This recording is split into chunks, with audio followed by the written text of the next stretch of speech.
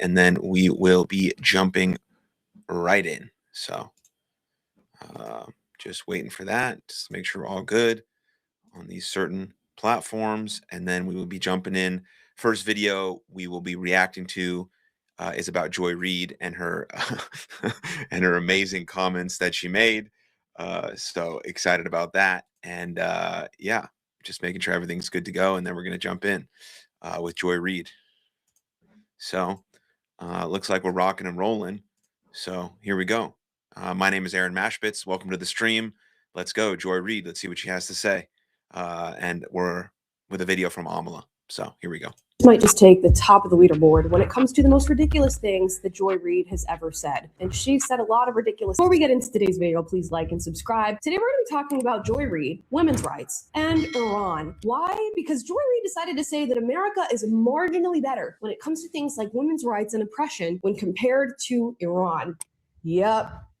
You can't make this stuff up. Okay, I'm going to get into the clip here so you guys can hear it for yourselves. Our regime has secret police. They have secret police. I mean, I just want to say, before she jumps into like the actual thing from Joy Reid, like, she's just trolling at this point. She's just trolling for clicks. There's no way she actually believes what's about to come out of her mouth. She has to be trolling for clicks. Has to be. But let's hear what she has to say anyways. Our regime is oppressing women, taking away abortion rights, taking away women's rights in like 26 states, some states where they're trying to have the death penalty for having an abortion. They also oppress women.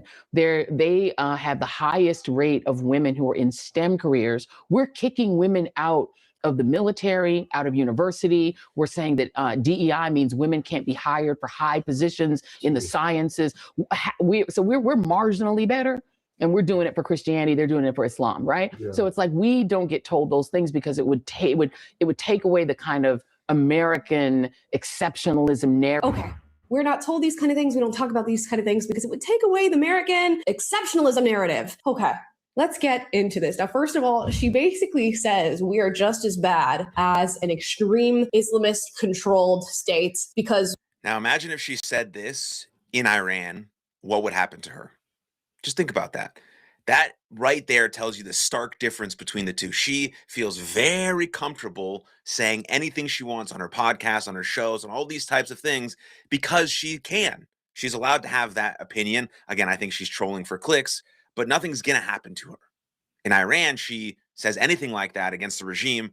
Obviously, we know what happens. They already killed 30,000 of their own people in January before the war started. So that tells you the difference. Anyways, let's go. The same thing is happening here in the name of Christianity, which is just simply not true. We also have a separation of church and state here in the United States of America. Now, you can argue back and forth as to how broadly that is applied and how finely that is applied to the things we do here in the United States, but we do have a separation of church and states. Iran has the IRGC. Okay, so let's keep moving forward here for just a moment. And let me point out things before we get into Joy Reid's points that are just blatantly obvious to me in this video that show that we have less oppression here in the United States than they do in Iran. Joy Reid probably traveled by herself to do this podcast without the permission of a man, without the chaperoning of a male counterpart. That's one thing. She has a job, an occupation, probably self-employed. That didn't require the permission of a man for her to do any of those things. That's point number two. She's saying all of this without a hijab on. Her hair is uncovered. Who knows what she's wearing underneath? That could probably get policed too by the morality police in Iran.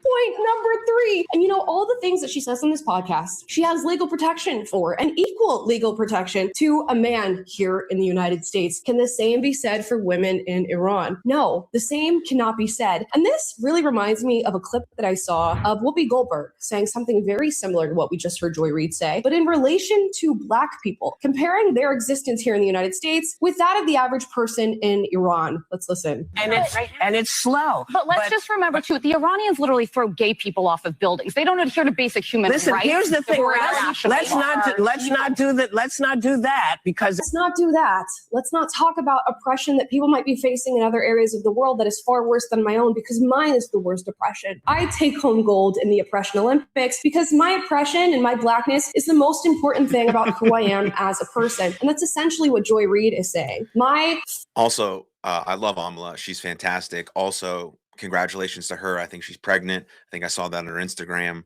or somewhere where she's pregnant. I don't know how long, but congratulations. That's amazing. God bless. It's a fucking miracle.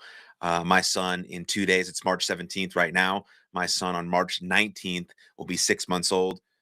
Fucking incredible. But yeah, no, let's not talk about the real oppression, the people getting like the real oppression in Iran. Like there is no women's rights in Iran. Women have zero rights. And so you think, why are all these people they care so much about humanitarian rights and human rights and women's rights in America and in Gaza, but they don't care about it in Iran, where it's legit happening right in front of our faces and there's something we can do about it, but we shouldn't intervene because it's at the behest of Israel and it helps the Jews. And it's like, you're all hypocritical. And I mean, no, they're not talking exactly about that, but it's the same kind of idea. Like I'm always the victim and I'm oppressed and those people are not. And it's the same. It's ridiculous. Anyways, here we go. Let's continue with Whoopi Goldberg. Female oppression is just as bad as anybody else's oppression, and everything we face here in the U.S. is just as bad as what they face in Iran, except I guess she said marginally better. Marginally better. Let's really think about that. We start with that. We have been known in this country to tie gay folks to the car. Where the Iranian regime is listen, 2 days, 2025 is nothing compared to the United States. Hanging black people. So it is not even the same. Let's just also point out how amazing it is that these two women can be in their respective platforms and criticize the country in the way they do, criticize the government in the way they do, without any repercussion. As if you did the same in Iran, guess what would happen? You probably wouldn't be living very long to keep doing that. That's how they handle dissidents in that country. Wait. That's not what you mean to say. It is the same. No, it's not. The year 2025 in the United States is nothing like if I step foot wearing this outfit into Toronto. And thank you so much for saying that it is by no means the same thing. And there are a multitude of things you can point to. In order to make this point, you shouldn't have to make this point. This should just be baseline knowledge for the average American citizen that your life is far better here than the life of, say, a woman in Iran, as Joy Reid is trying to negate in her podcast speech. And we even have rankings on things like gender equality and women's rights that Joy Reid could go and look up herself. As far as Iran is concerned, they are placing right now 143rd out of 146 different countries. Where does the US stack up when it comes to things like women's rights? We're in like the 50s and 60s. So even just looking at those numbers alone, you should know that your life is not just marginally better here in the United States. It is. I think what can be true at the same time is like a couple things. Like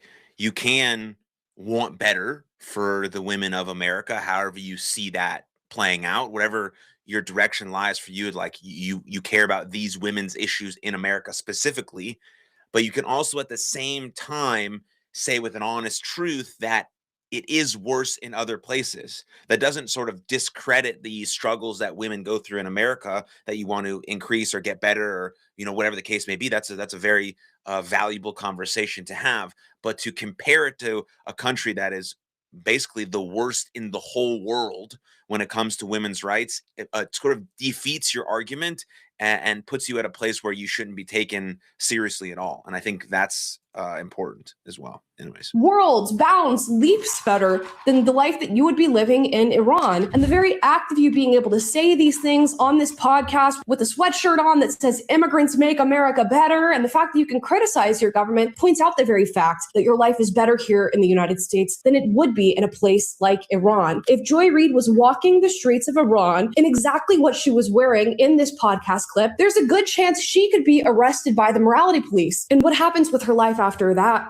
Who knows? You could look to the lives of Mahsa Amini. Her life was ended because she chose to not wear a hijab or wasn't wearing a hijab properly. You can look to lives like that of Masih Alinejad. She decided to protest the hijab and protest the morality police in Iran. She now resides here in the United States as somebody seeking refuge from the Iranian government, who then sent assassins here to the United States to take her life. Now, luckily, they were unsuccessful, and she's still here in the United States. I mean, these women are like actual heroes and actual fighters for women's rights.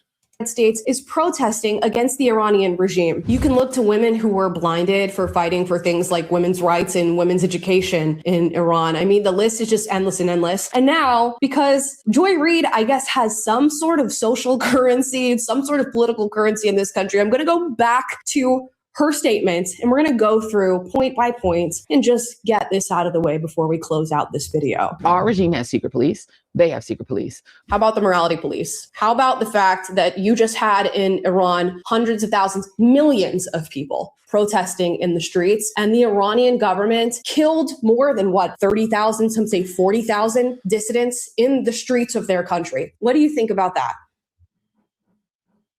Hi, I'm Alex, and we've raised a total of $60 million to help brands rank #1 on ChatGPT. Google. What do you think about that, Joy? Regime. Also, the hypocrisy really showed with, I think, women's athletes, especially like Megan Rapinoe, whatever her name is supposed to be like a huge advocate for women's rights. All she talks about is that women deserve to get paid more in soccer, whatever the case may be. And it's like, well, the Iranian soccer team had to take refuge in like Australia for one of their games.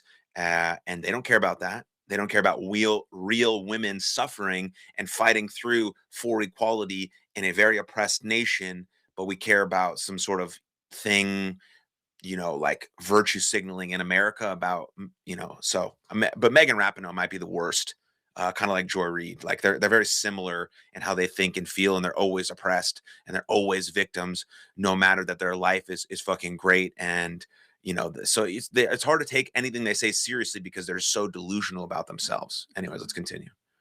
Is oppressing women, taking away abortion rights, taking away women's rights in like 26 states, some states where they're trying to have the death penalty for having an abortion. Where they're trying to have the death penalty for abortion. How about a death penalty for not wearing a hijab? How about a death penalty for trying to advocate for yourself? How about a death penalty for wearing certain outfits? We saw a girl arrested by the morality police for going out in her undergarments as a form of protest in Iran. And I do wonder how things turned out for that particular young woman. We won't know, because you also don't have transparency from the government. How about a government that turns off your internet and completely censors everything it is that you're able to say in relation to virtually anything, but especially in relation to criticism of that government? What about that, Joy? They have the highest rate of women who are in STEM. Doesn't matter, Amala. I am oppressed, and that's all that matters. Careers. We're kicking women out of the military, out of university. We're saying that DEI means women can't be hired for high positions in the sciences. We're marginally better. So they have a high rate of women being educated in STEM careers. If you look this up, in Iran, there is a high rate of women actually going to college, graduating college. Then look up how that translates to the workforce, because they don't have equal opportunity in the workforce. So what are really those educations for? Let's ask ourselves that question. And where in the United States have women been kicked out of college? Yeah. Please let me know where women have been kicked out of college. Because actually, the stats show that women are actually doing far better than men now in terms of graduation rates and things of that nature. So that's actually untrue as well. And kicked out of university simply for being women. Now, I think she's trying to call out this idea that many people in this country are anti-affirmative action, which we took through our government and through policy and legislation all the way up to the Supreme Court. And the Supreme Court decided that things like affirmative action within the university system are in fact unconstitutional, because we are protected by a constitution in this country that is consistently advocating for our rights. And where she says that the anti-DEI individuals in this country are trying to push women out of important occupations, I say those individuals are actually advocating that we are treated with equality within education and within the workforce. The same cannot be said for women in Iran. In fact, Joy Reid, if you wanted to take any complaint through the legal system in this country, you'd have a good shot at doing that. Whereas in Iran, women legally are viewed as what? Being like 50% of what a man has to say in any legal circumstances? And take all of that. Her worries about the secret police here in the United States, her worries about abortion, her worries about education, her worries about the abolition of DEI. In Iran, you have to be worried about being married off at 9 years old. On top of that, I'm sure there is a consistent fear about things like sexual assault and rape for women in Iran. I'll just put up on the screen, if I'm even allowed to on a platform like this, the things that are formerly Ayatollah Khamenei said about young children and being able to sexualize them, and the things that you can do to female prisoners in Iran's system. All that being said, Joy Reid, whether you know it or not, your life is the life that many Iranian women can only dream. I mean, talk about the foundations of jihad and Islam. You understand how they want to treat women. of the privileges that you wake up with every day simply by virtue of being in this country. Your life is the blueprint. Your life is something that people are using to fuel revolutions in the streets of Iran, where tens of thousands of people are being killed by their government for fighting for the life that you have. And still you sit there with your political slogan t-shirt, which probably would get you shot in the streets of Iran, with your hair out, with your own podcast, with your own life, with your own chosen partners and all that under the sun. And you say that your life is marginally better than that of the life of a woman living in Iran. And you know what, Joy Reid? Repeat this. Repeat this in the face of an Iranian woman, maybe one that's been burned in an acid attack or blinded by the morality police for fighting for her rights, or maybe one that's been arrested for not wearing a hijab, or maybe one of the girls on the Iranian soccer team whose families are now being disappeared in their home country for what? Because they didn't support the national anthem. They're now being protected by the Australian government and not their own. Say it to one of their faces, because you can talk like this on a podcast surrounded by people who also exist in your echo chamber. But I do have a feeling it's a lot harder to say it to the faces of the people you're actually bringing into this argument, because you can't. And maybe deep down, she doesn't believe what she's saying, and she's just running with the narrative that many woke leftists run with for the sake of their own oppression Olympics. But please, Joy Reid, try it and see what happens. And with that, those are my thoughts on Joy Reid and this statement about Iran in the US and women's rights. I'd like to hear your thoughts in the comments down below. As always. All right. Thank you. Thank you. Perfect. But yeah, let's jump to the next video. I did not watch the Oscars, but there's some people who watched it for me. And Steven Crowder might have the best name for a YouTube video of all time. These top five gayest Oscar moments will ruin your day, or cringy, or whatever, however you want to call it. That's what we're going to look at next. But just speaking on that last video that we just watched, it's like, I seriously have a hard time believing that she truly believes those words she is saying, but she has to stay relevant, and she has to be a part of the woke left narrative ideology, oppression Olympics that Amala talked about. And the only way to do that is actually to compare America to a country where women do not have equal rights. To compare America, so people start to think, oh, really, is that true? Is that true? Is that true? Oh, it's really terrible in America. This place fucking sucks. Instead of realizing it's pretty good here. Yes, of course, things can get better. Things can always get better. That's obvious. But they are pretty good here. I think Amala said like 50, 60th out of 144. Not bad. Obviously, room for improvement. But not nearly as bad where women are getting killed and burned and married off and raped. That's something that you have to think about when you just spew this sort of delusional nonsense out of your mouth, I think specifically for clicks. But that's also dangerous rhetoric, because there are some people who are going to take that as fact and believe you. And then more of these sort of victim ideologies get spread. But let's talk about now a little bit lighter subject. According to Steven Crowder, the top five gayest moments of the Oscars. I did not watch the Oscars. I was watching baseball. And when I'm done with this stream, I am going to watch the World Baseball Classic, Team USA versus Venezuela. Let's fucking go, Team. Whenever the left tries to convince you that they are pro-free speech, or that they are a Christian but, or that they are pro-Second Amendment, but you know that they are lying to you. Same if they say something is unconstitutional.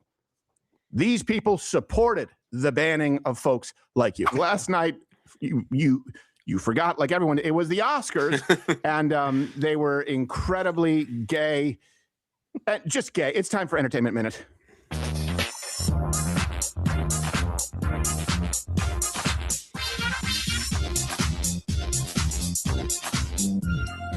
All right, how many did we end up with? Top five, or did we end up, I think we ended up with a bonus 6. So 5 worst moments from the Oscars. By the way, if you're watching this as a clip, 11 a.m. Eastern. That's when we stream every day. We still do it live. We chat with you. You can check the references too. Every show we give you a bibliography. Here's the first moment that we watch, so you don't have to. Conan O'Brien's really cringy, and we're going to fact check it, because just take their premise. Here's the problem with comedy now. Take the premise of a leftist, and the reason the joke isn't funny is because the premise is not rooted in any kernel of truth. Here's Conan O'Brien joking about pedophiles, something with the Brits. He's wrong on all counts. Whoops. They don't. I mean, we're not even going to get into the grooming gangs that the British government helped cover up. But Prince Andrew, in case you guys forgotten, he was arrested for like mishandling confidential documents, not the actual pedophile. British government also has arrested like 1,200 people for their Facebook posts. So I also don't even like, what's Conan O'Brien doing these days? Does he still have a show? Like, what's his vibe? Yeah. Anyways, was he ever funny? Question mark. File sort of activities that he or sexual assaults that he'd been carrying out. But you can't really say anything if you're the UK government because you have the grooming gangs that you just ignored for so long because you didn't want to be Islamophobic or whatever, even though it's not a real fucking thing. So yeah, nonsense. Anyways, let's continue. So they don't. They're actually far worse than us. The Muslim grooming gangs, which were protected by the government because they didn't want people to be discriminatory, it's actually the opposite of the truth. Also, zero credible evidence whatsoever of President Trump's involvement with Epstein, with anything untoward outside of cooperating with authorities and kicking him out of Mar-a-Lago. Doesn't matter if someone made some random accusation. I know you have people on the dissident horseshoe right who want to say there's something there. There's not. You can check the references. They're just allying with the left. Number two, Jimmy Kimmel is gonna Jimmy Kimmel, and just think of the entitlement. He's complaining about CBS canceling Colbert. And so this is what the left does. They don't understand the First Amendment because they don't actually believe in it. So they conflate it with their sense of entitlement. Here you go. Are you exhausted? Am I exhausted? By the state of the world and knowing every night you've got to say something. You looking in my face. And no, but I mean, yes, I'm exhausted. Of course, it's ridiculous. We live in a ridiculous country. We always lived in a ridiculous country, but it's always ridiculous in a fun Mr. T. Why is he so sweaty? First of all, also, why does he look so nervous? And why does he look like he's like really trying hard to read? Like he does this every night. Just go, like have some flow, have some fluidity. That was like so forced and also not funny. But Fortunately for all of us, there is an international community of filmmakers dedicated to telling the truth. Yes, fortunately for the world.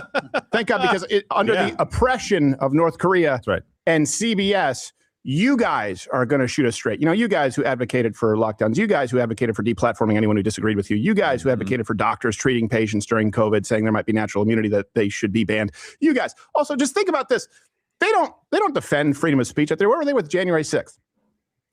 Colbert, like you talk about CBS, not only is it not the town square, it's not even the digital town square. It's not a platform like X or Facebook or YouTube.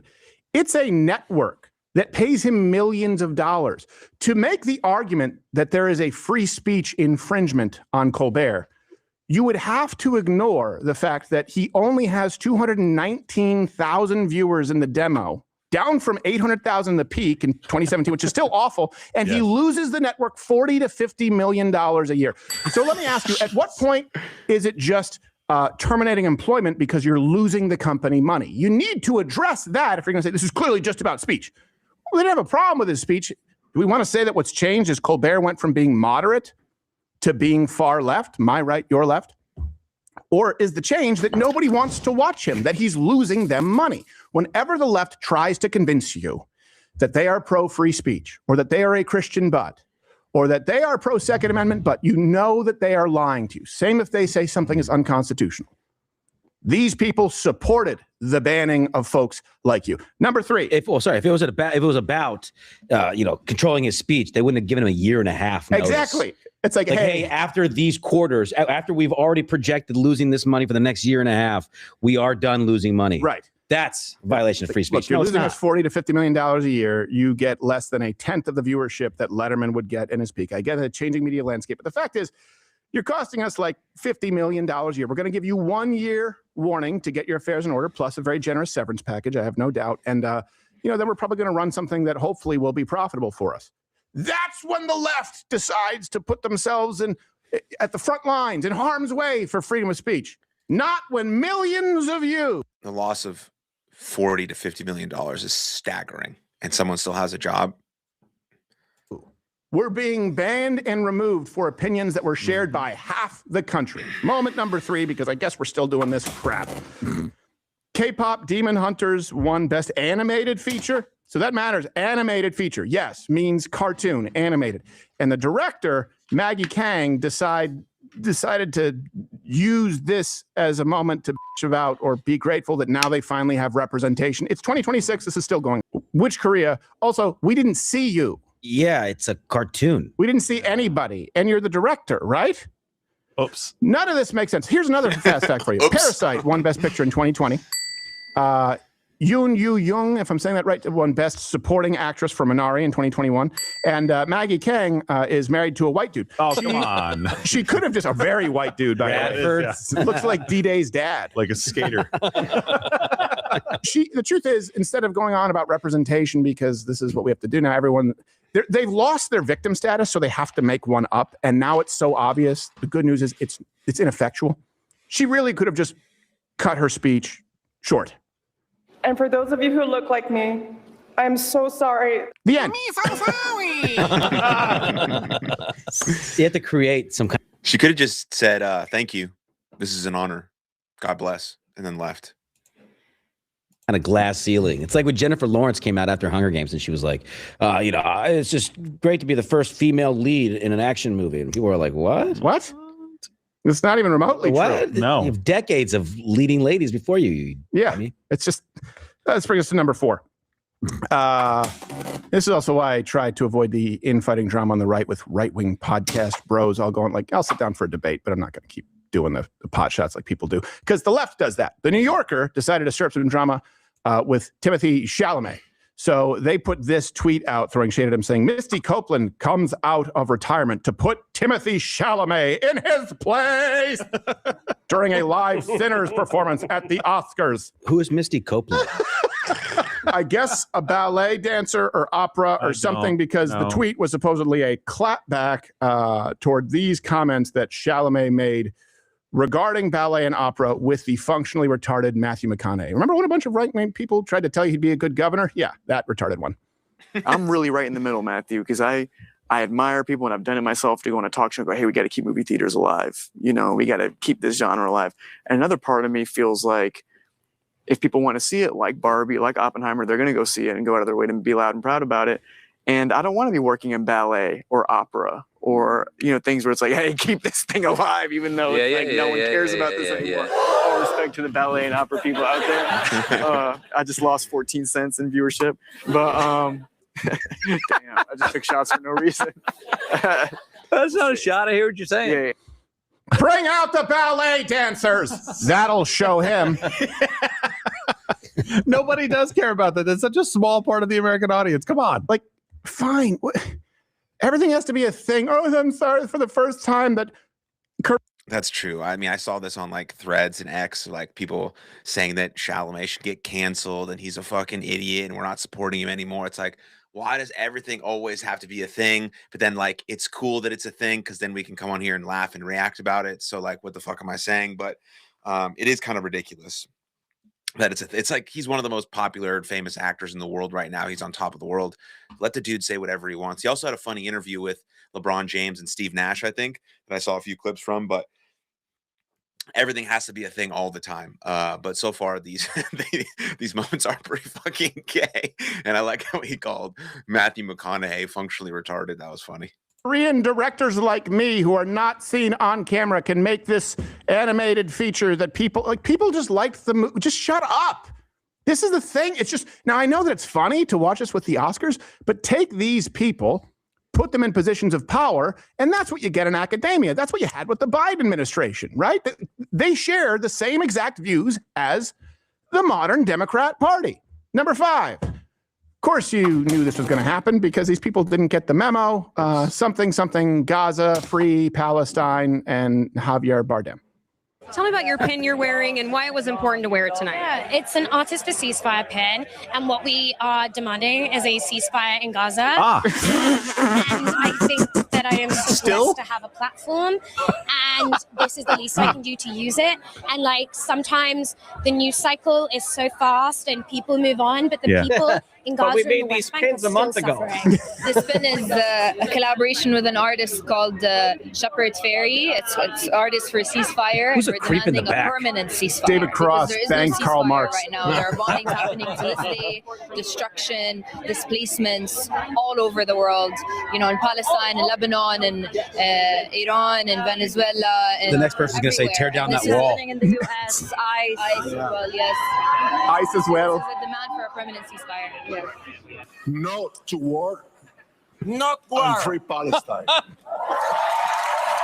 Not a lot of politics talk tonight on the stage. We did have Javier Bardem. We know you're outspoken. What was your reaction to hearing Javier call out for Palestine? It was absolute pride and gratitude. Obviously, Good. he is so outspoken and always has been, and I really appreciate his voice in a room like that where literally no one else said And anything. scene. Nice. Yes, literally no one else. No, nobody. This is what they do. This is just, I'm so glad that you guys see the facade. They act as though there's some form of oppression. She was also That's just cringy. That's what it is. It's cringy. thanking him. Right. As if she's Palestine. Right. Yeah, exactly. Or if she has anything to do with it at all. What do you think would happen? Okay, let me just put this in context. This was done, I believe, at the Dolby Theater. What do you think would happen if they just did this at a theater in Palestine? How long before a barrage, just a hailstorm of missiles, of rockets just landed right on them to get rid of every single LGBTQ degenerate? Like, how long do you think or Jew a group of them Whoa, geez, yeah, that's right. in Palestine would last? They would be shocked at the layup. They're like, they're really going to come here and let us kill all of them? You don't want to free Palestine, trust me. Like, it's just As Indian. Think about it. Joy Reid earlier praising Mali, like, where they execute gay people, where they kill child soldiers, and them talking about wherever you line up. And this is also, I have a problem with people just go, no war. Well, sure, no useless war, no endless war. Well, yeah, but not all wars are endless. The left, they're the ones who are just go, no war. They're upset about Venezuela. You think the Venezuelan people are? You want to? Yeah, they're obsessed. Like, it's very annoying because they're obsessed with, well, some people are obsessed with like the slogan. The slogan is the most important thing, and that's everything. You know, trans rights are human rights, and sex work is real work, and free Palestine, and all these like just slogans, these meaningless slogans that have a bunch of sort of context to them, but you don't know the context. You don't know why you're saying it. You just say it because you're virtue signaling, and you just have this, you think you're the paragon of virtue because you're saying these things, and it's fucking ridiculous, and it's embarrassing. And it's the exact example as Joy Reid, which we watched earlier. It's like these people saying the same thing. They don't even know what the fuck is going on, and they would never live in that country or go to that country, or even help that country or help those people, but they're going to claim they're going to help by just saying the words. The slogan is everything. Whatever. Fucking dumb. We'll talk about Cuba, if not today. It's developing. We'll talk about them tomorrow. Like, their baseball team's playing in the semifinals, Venezuela. Good for them. Seem pretty happy. I don't know anything about baseball, but hey, okay, good. They're glad about it. The people of Iran. They're actually playing in the World Baseball Classic Championship against Team USA right now, March 17th, and I'm about to watch it when I'm done with this stream. Here we go. Are glad about it. The people of Cuba are now asking for it. Doesn't mean that it's our job. We only do it if it's in our interests.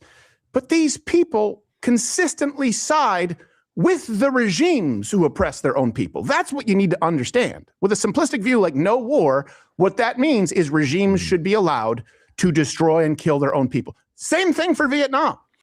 I agree with you that Vietnam was a very, very poorly executed war. It became a quagmire. Yeah. But there is no doubt about communist Vietnamese killing their own people, torturing. Like, that's the reason that there was a conflict. You guys do have to acknowledge that, right? Here's a bonus because this guy's really gay. Director David Bornstein, who I'm sure would fare fantastically in Palestine, compared Putin's Russia to President Trump's. Not if you had your way. Banned. Right. Deplatformed for saying, you know what, kids don't need the COVID vaccine. Remember, that was a ban. All major conservatives who thought there might be election interference, banned. Anyone who said that you cannot actually change your gender for a long time, suspended, banned. Yep. There was a department of misinformation under the Biden administration. The Hunter Biden laptop story, banned. people censored. So you think that the issue is, oh, people are not free to speak as you speak. What they're really mad about is decreased viewership. They think if people are given more options, like you right now watching on Rumble. By the way, download the Rumble app. That's the best way to stay in touch. You get notifications when we're live. They think that is a problem because they see decreased viewership on their dinosaur networks. And then they go, oh, fewer people watching. That must mean that we're being silenced. He also went into more retarded depth on this backstage. It seemed like you were making a parallel in your acceptance speech with what might be happening in America. Do you see parallels, or are we reading too much into it? Well, one interesting thing about working with a team of Russians throughout this process has been my desire as an American to constantly compare the situation in America to Russia. But a lot of my Russian colleagues and friends always said, no, it's not the same situation. It's actually happening quicker in America than it's been happening in Russia. Trump is moving a lot quicker than Putin moved in his early years. So that's kind of all I have to say to that. Yeah, okay. Well, here's the thing. If you made it in Russia, you would never see the light of day again. You'd be arrested. During his first year in office, Putin had his biggest media opponent arrested. Oh, come on. Hey, where are you guys speaking about Brazil? Our friend Paulo Figueiredo, right? Has to be in exile. Bolsonaro's son. I always forget the name of really Alan. Alan Dos Santos. Arrested, right? Jail. Where are you guys? There are regimes right now that arrest people. Hey, Canada. Where are you during Canada when people had their bank accounts frozen? Actual acts of fascism. Well, maybe they're talking about maybe his biggest media opponent is Don Lemon being arrested for free speech, not for intimidating kids at a church. Right. Can you guys give us any example? We can point you to examples of plenty of conservatives. We just have myself. You can look at the Twitter files. You can look at the Gizmodo article where it was leaked. You can look at demonetization. You can look at the Vox apocalypse. You can look at the Hunter Biden laptop story. You can look at those doctors during COVID in, I believe it was Orange County, California, banned, removed, saying that I believe they were talking about ivermectin as potential treatments. You can look at Brett Weinstein. You can, any examples that you guys have? Any. Even with Don Lemon, his videos weren't even taken down. They weren't removed from social media. He just may be charged with actually disrupting a private place of worship. Anyone? Any examples? Because I just gave you about 10. Oh, you're still here, which is a miracle. And thanks, Crowder. That was pretty cringy. The Oscars are very cringy, and they've gotten very cringy because most of the people there, right, are like the elite where they're just like so far removed from real life and real life problems and real life struggles. And that's why most people don't watch this shit anymore. And that's why celebrities and A-list people aren't really famous anymore. It's more like the streamers and everyday people are kind of famous because they show their real life and the struggles and things like that. And then of course they get rich and you have a lot of money and then maybe things change. But like those people are so far removed from like everyday human beings, like being in the world, with all the stuff that they have, private planes and nannies and daycare, whatever it is, like all this type of shit that you potentially can have, that the only way they can feel kind of connected to us people potentially is by saying these weird slogans, platitudes, empty promises, virtue signaling, so that they feel connected to humanity while they go back to their house and literally do nothing of note about it. Now, I'm not saying that's anything wrong. They're like with their job. No, obviously they got great at their job. And they produce good art, and they should be rewarded for that for sure. But like, it's just a job, just like any other job. And I don't know why they're seen as elite or more, maybe because they have more money or whatever. If you have more money, then obviously you can buy more stuff and you have more privilege. But they're just so far removed from society that the slogans they spew without any back knowledge of them is how they stay connected to like being a regular person. At least that's my take. Anyways, let's continue. We got one more video. It's kind of a self-help video from Mark Manson, who's great. Obviously, everyone knows him. One of the most popular books of all time, The Subtle Art of Not Giving a Fuck. And he puts out pretty good videos. I've streamed some of them before. I like some of his self-help information. And if you are interested in more mindset, mental health, and personal development stuff, before we jump into this video, you're definitely going to want to check out my podcast, which is called Something for Everybody, on all major podcast platforms. If you want direct links to that podcast, you can text me in my number, or you can sign up for the newsletter at aaronmashbitz.com. And then, so let's jump in. Last video of this stream. Miller was a clinical psychologist at the University of New Mexico. He'd spent his entire career studying addiction and behavior change. He co-developed a framework called motivational interviewing, one of the most effective techniques for helping people alter their habits. But Miller kept encountering something that didn't fit any of his models. People who'd been stuck for years. Alcoholics, drug addicts, people trapped in deep destructive depressions who suddenly, inexplicably transformed overnight. Not gradually, not through therapy, but all at once. He started collecting these stories, and when he put out a call in the local newspaper asking for people to share their experiences of sudden personal transformation, he was overwhelmed by the response. Miller identified two types of quantum changes. The first he called the insightful type, a sudden, profound realization about something you already knew but hadn't really truly faced, like finally seeing with complete clarity what your life would become if you didn't change.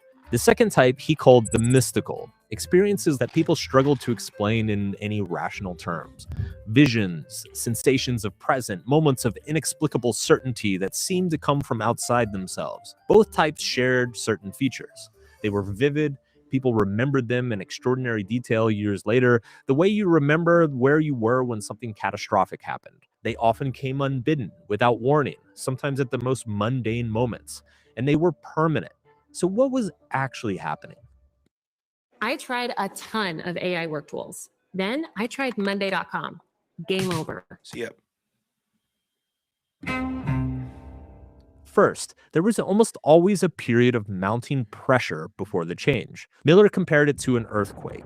The pressure of the tectonic plates accumulates slowly, invisibly along a fault line for years, and nothing seems to be happening. And then, in a single moment, everything moves at once. Second, there was typically a moment of surrender. Not giving up, but something more like letting go. Miller found this pattern repeatedly. Quantum change often came at the moment, not when people fought for it the most, but paradoxically, when people stopped fighting, stopped trying to control, stopped clinging to who they believed themselves to be. And third, and this is crucial, the change wasn't primarily about behavior. It was about values. When Miller asked people what had changed, they didn't talk about habits or routines. They talked about what mattered to them, that their entire hierarchy of values had suddenly reshuffled itself. Things that once seemed important, like status or money or pleasure, dropped away, and things that had seemed abstract, like connection or meaning or... I mean, my life certainly changed in one day based on values, as Mark Manson is saying, when my son was born. Because my wife's pregnant for 9 months, nothing really changes, right? You're not really doing anything different, except my wife needs a little bit more help, right? Obviously, she's getting bigger and she's pregnant. But until you hold that baby and actually bring that baby home with you and have to actively start taking care of it, boom, one day, instantly, all of your values change, priorities change, hierarchy of needs change, hierarchy of values change. So things like that, and then you surrender to that moment of letting go of like, this is my new role now as a father, because you can kind of prepare, okay, 2 months till the baby's here, 1 month, 2 weeks, whatever. I'm going to be a dad. I'm going to be a dad. This is great. Here's where the things I got prepared. But then when it actually happens, it's very, very hard to actually prepare for it. And so you just have to live and sink yourself and surrender to the moment, and your values change instantly. No longer is all this other bullshit important, and your life changes in a moment, an instant. Same thing happened to me when my sister passed away in 2018. Now, these are moments in time that happen, events that caused me to change in an instant. My sister passing away and my son being born, two of the most pivotal moments in my life. But I think Mark Manson might be alluding to like sort of bringing about this change on purpose to change your life in one day via the quantum experience values thing that he's talking about. Or integrity suddenly moved to the center of their life. And it wasn't that people decided to prioritize these things differently. It was that different things had become self-evidently important in a way that they hadn't been before. When you try to change a behavior through willpower, you're swimming upstream against your own values. But when your values reorganize, the behaviors will flow naturally. Miller believed that this was why gradual approaches so often fail. They try to change behavior without changing the underlying value structure. So the question is, can you create the conditions for this kind of shift deliberately? Can you engineer your own quantum change? And if so, how? Who the fuck are you? When you were a child, you had one overriding goal: survival. And survival for a human child means one thing: staying connected to your caregivers. If your parents withdrew their love, you would die. So you learned very quickly what got you love and what got you punished. You learned which emotions were acceptable and which needed to be hidden. You learned what your family believed about the world, about success, about what kind of person was worthy of respect. And you absorbed all of this not as opinions, but as your base reality. This is how our identities form. It's not a conscious process. These beliefs about yourself are so deeply embedded underneath all of your thought processes that they are the operating system. That's why identity has been come to known as repeated beingness, and that identity is shaped at the very beginning of your life because that's the beingness that you are repeating based on the environment you grew up in. And that's why it's very hard to change that identity as you get older, because you've repeated those patterns and that beingness for so long. But you can change it through a value structure shift, which I believe Mark is talking about here. So let's continue. System on which all of your other cognitive software runs. But here's where it gets really fucked up. Your identity doesn't just define who you are, it emotionally defends those definitions. So when someone presents information that contradicts your self-perception, you experience something remarkably similar to a physical threat. Your heart rate increases, your stress hormones flood your system, and you feel the intense urge to punch that motherfucker in the face. This is why people cling to beliefs about themselves that are obviously harming them. It's why addicts deny that they have a problem. It's why people stay in relationships that make them miserable. It's why someone can know intellectually that they need to change, yet still find themselves on a couch at 4 a.m, covered in Cheeto dust and lube, and wondering what happened to them.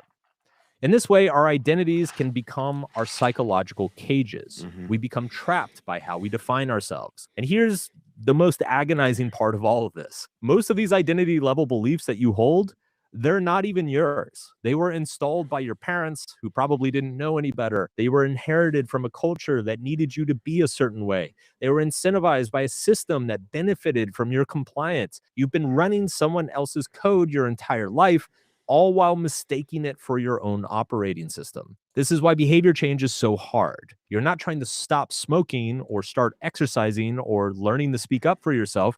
You're trying to act in ways that contradict your fundamental sense of who you are. And all of these behaviors, no matter how dysfunctional. Again, you are trying to change your identity, which is your repeated beingness. And if you repeated that beingness for 10, 15, 20 years, of course it's hard. That's why small incremental steps are quite important. But the title of this video is how to change your life in one day, your entire life in one day. So let's see, let's continue. Maybe it's possible. Or dumb. Also, Dane Coe, I think, wrote an X article about this same subject matter. I'm not sure if the information or what's inside are the same, because I didn't read the article by Dan Coe. I'm just watching this video now. So I might go read that article and see what kind of information overlaps between these two self-help guys. Are a logical output of the underlying identity. Every behavior, no matter how awful, no matter how self-destructive, makes perfect sense once you understand the identity generating it. So how do you escape a cage that you can barely see, a cage that defends itself against examination?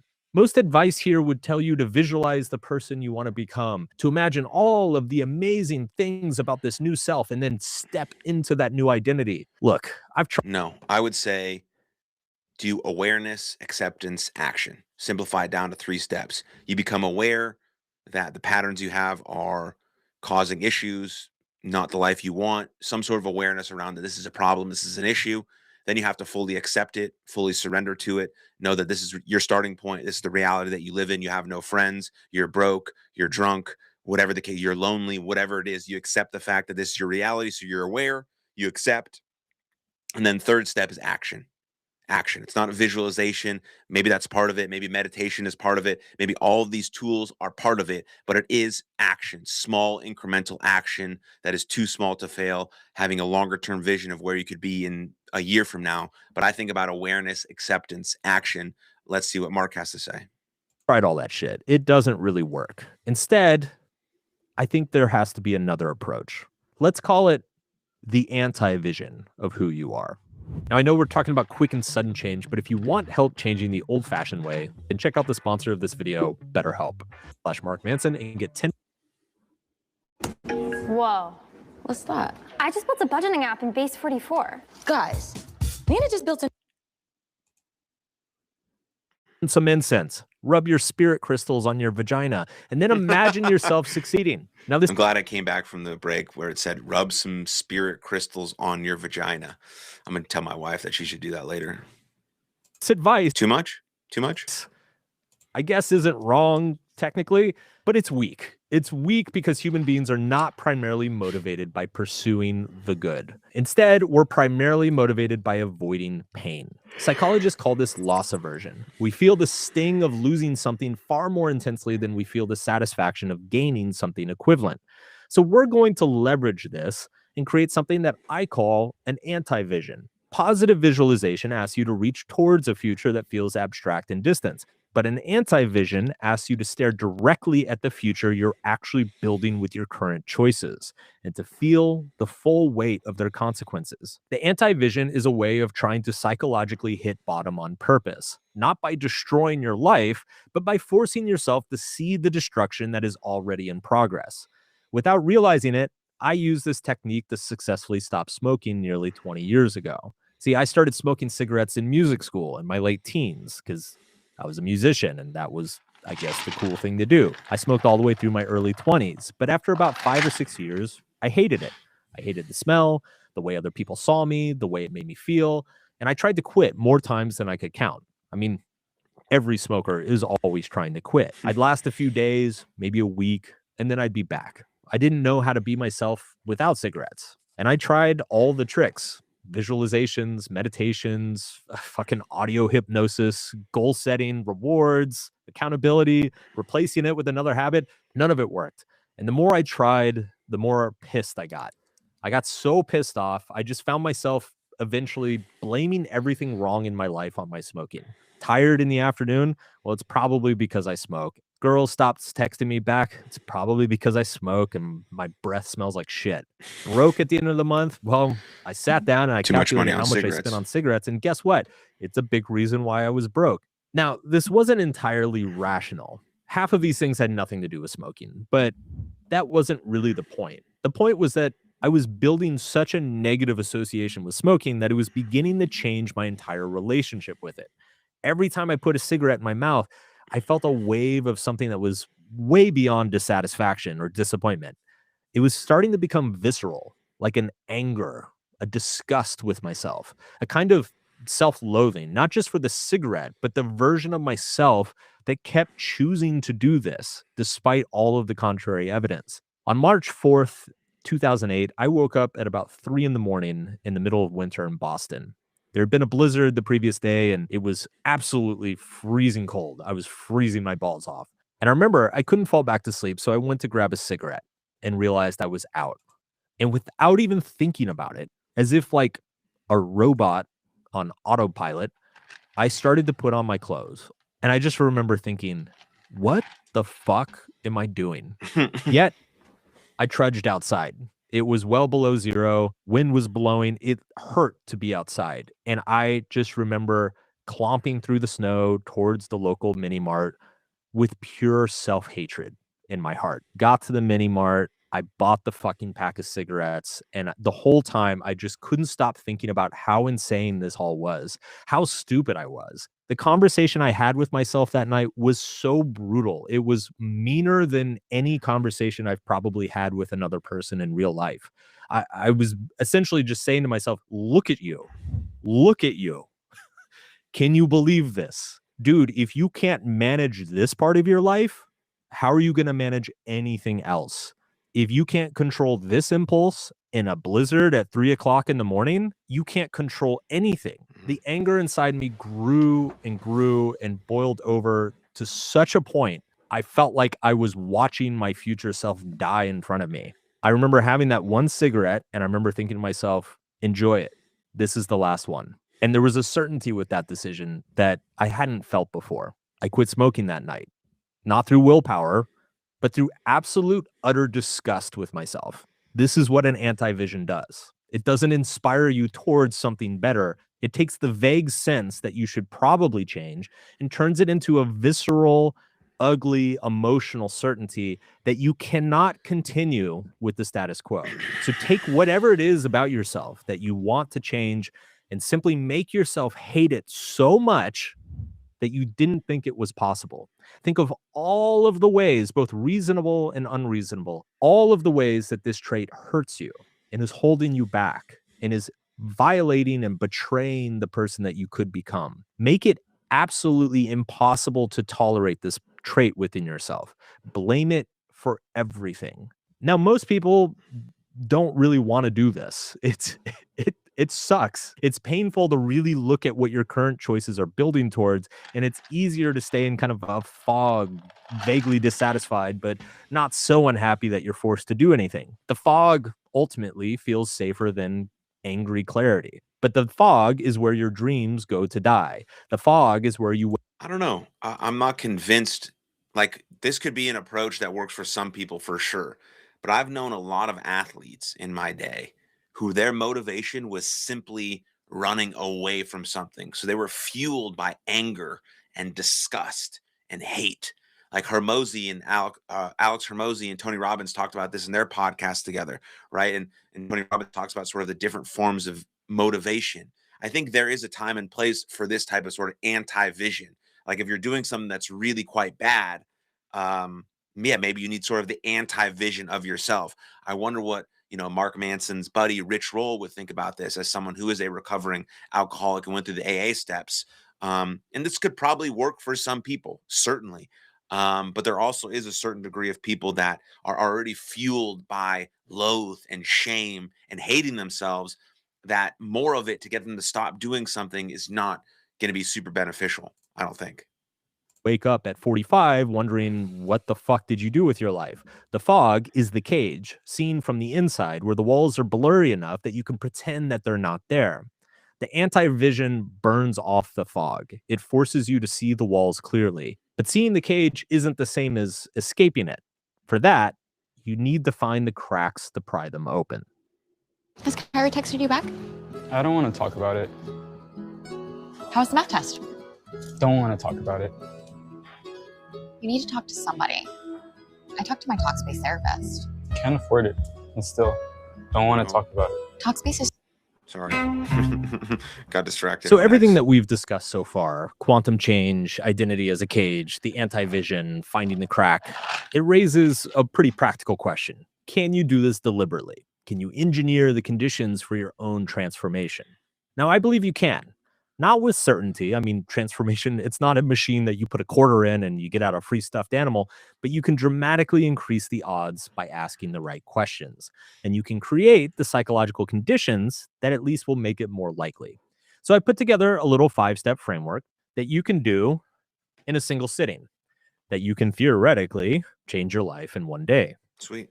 It's designed to do 3 things. Surface the identity that you've been protecting, build an anti-vision strong enough to make that identity intolerable, and find the crack that begins to break it. So let's start with step 1, which is surfacing some undesirable behaviors. So step 1 is very simple.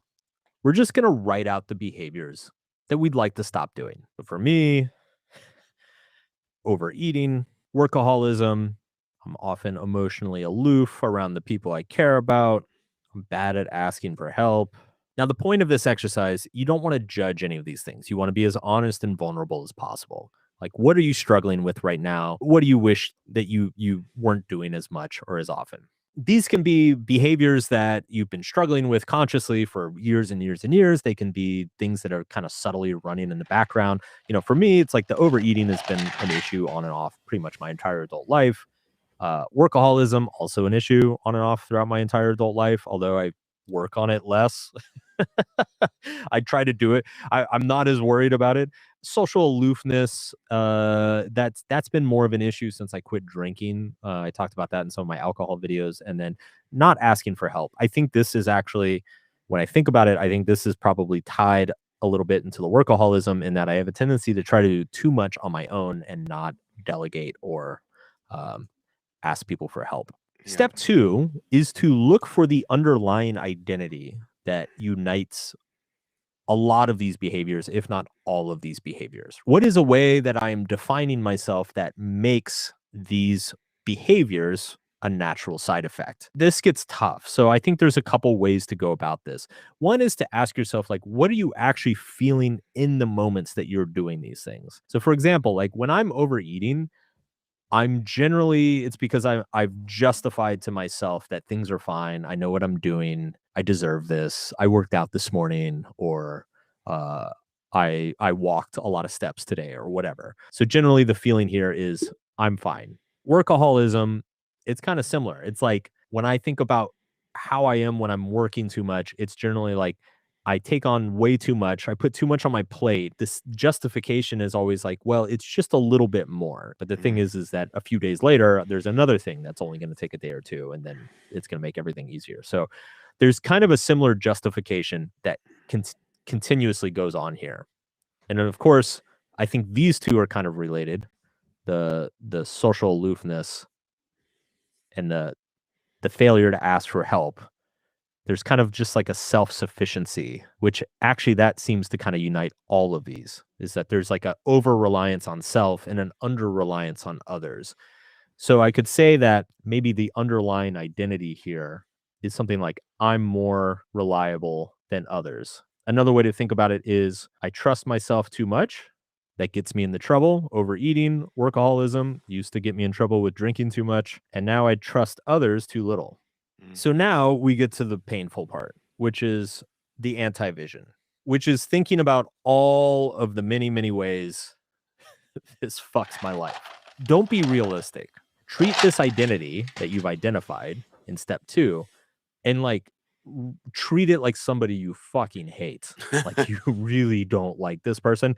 You know, the same way like somebody you don't like, you find reasons that they're a bad person. Yeah. Find reasons that this is a bad trait. Like find ways to blame things on this. So I'll just give a few examples, but you should go as hard. You should be as thorough in this step as humanly possible. So I'll say, wife complains that I'm checked out too often. I prevent my team from growing and learning new skills. I become a control freak. I make fewer friends. I get fat. Like go on and on and on. Like this should be the bulk of this exercise. Be as exhaustive as possible. Think about every negative. I do appreciate the exercise, right? Because I had some reservations about sort of the anti-vision and the shame and kind of the hatred that comes with that. But as you see it breaking it down, it's kind of similar to the awareness, acceptance, action part that I spoke about a little bit earlier in terms of a 3-step process and identifying these things, clearly stating what they are, and then rewriting that value system based on the thing that you don't want to be. It's like the cost of action and inaction, right? There's consequences to both. And so same thing here. Experience in your life, try to relate it back to this identity. Fuck you, identity. For step 4, let's write out the contrary identity. So in my case, it would be I am less reliable than I think, and similarly, others are more reliable than I think. Now, what we want to do is we want to look for the crack. Like, what is the simple and small behavior that proves or enforces this new identity that feels contrary to who you are today, but also you recognize represents who you should be or who you would like to be. So for me, this question is like, what can I implement into my own life? What behaviors can I implement into my own life to enforce this new identity, to essentially trust myself less and force myself to trust other people more?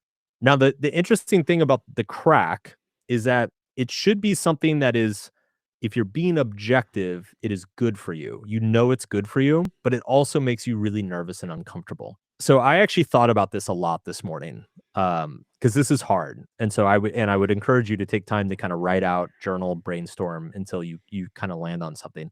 I would say it took me about 10 or 15 minutes of really thinking about this to land on something. And the thing that I landed on, I'm like, I'm nervous just to write it, which is the sign that it is a crack. Clay. Boo, Clay. Mine is hire a coach, which every fiber in my being wants to fucking puke. Just saying that out loud. But it is there's incontrovertible evidence. I cannot trust myself as much as I think I can, and I don't trust other people to help me as much as I should. I have tendencies to take on too much myself, to overwork, to fail at some of my obligations, to be aloof and not connect with other people as much. The single thing that is probably good for all of those problems is finding some sort of coach to have a relationship with, who can keep me accountable, who can check my bullshit, who can help me delegate to others, trust others. And also just the fact that like hiring a coach itself is an act of humility. It is an act of recognizing that I don't have all the answers, that I am not as reliable as I think I am, and that I need to rely on somebody else. Yeah, this feels very uncomfortable. And I think the fact that it feels so uncomfortable and it solves all the issues that I wrote out is a good sign that it probably is the crack. And this is, I guess, just the last thing I want to leave you with. The protocol that I just walked you through, it's not necessarily the end of anything. It's actually the beginning. See, if you've surfaced a new identity, then you need to go live that out with some clarity. You can't just sit at. You have to go and repeat that identity. If you want your identity to become your new repeated beingness, then you have to go get evidence and receipts that you are the person you say you are. And that's how you build credible evidence. That's how you build confidence. And that all becomes sort of this reaffirming loop that this person is you now. This new identity is you now because you have the evidence and the receipts and the actions that affirm and confirm that new identity, which is your repeated beingness based on this whatever anti-vision or whatever you want to call it. So it is absolutely 100% possible. Home and be like, okay, I'm a new person now. So I guess that's my little project to do and let you guys know how it goes. I'm actually very curious. Like, if you do feel like this exercise precipitates a pretty significant change in your life, I'd love to hear about it. This video has been very much a result of my own curiosity. Like I said, there's not a whole lot of research on quantum change. There's a lot of bad self-help marketing and advice on it, but I don't really trust that. This is a little bit of a new territory, and I'm actually very curious to see how this works for people. So let me know how it goes. I'm gonna go hire a coach and try not to puke while doing it, and I will see you in the next video. Thanks, Mark.